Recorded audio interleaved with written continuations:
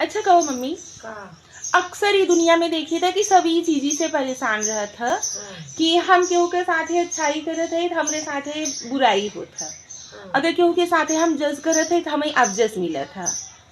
यह चीज़ी से सबके परेशान रहे चाहे नहीं ना परेशान रहे चाहे ना। नहीं ना परेशान रहे चाहे के। हाँ काहे? जौने पेड़े में फर लाग रहा था हाँ वही में लोग ढेला डंडा मारा था ना।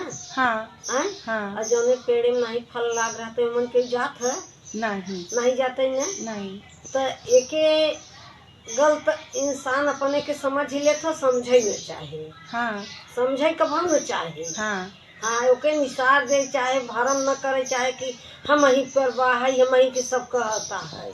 हाँ ई आज परंपरा नहीं काल चले आइल बा जोन है। चीज हवई है इंसान कहत है ना कि अगर आम बोबू तो आम कटबू, बबूर बोबू तो बबूर। बबूर कटबू। उही हिसाबे कर्म होत है, अगर इंसान अच्छा कर्म करत है तो ओकर अच्छा ही फल मिलत है, हाँ अगर बुरा करत है तो ओकर बुरा नतीजा होत है। हाँ भगवान के घरे देर बा अंधेर नहीं है। ई चीज हो, अगर अच्छाई करत हो ना तो उ चीजी का फल देर से मिलत है लेकिन अच्छा मिलत मिलत है है। मिलत है यहाँ से यहाँ चीजी बदे परेशान न हो जाए कि हम केहू के साथे अच्छाई करत है तो हमरे साथे भगवान वो चीजी का बुरा करत है, नहीं ऐसे कुछ नहीं होते ना। नहीं नहीं हाँ ठीक एके है। सोचना चाहे।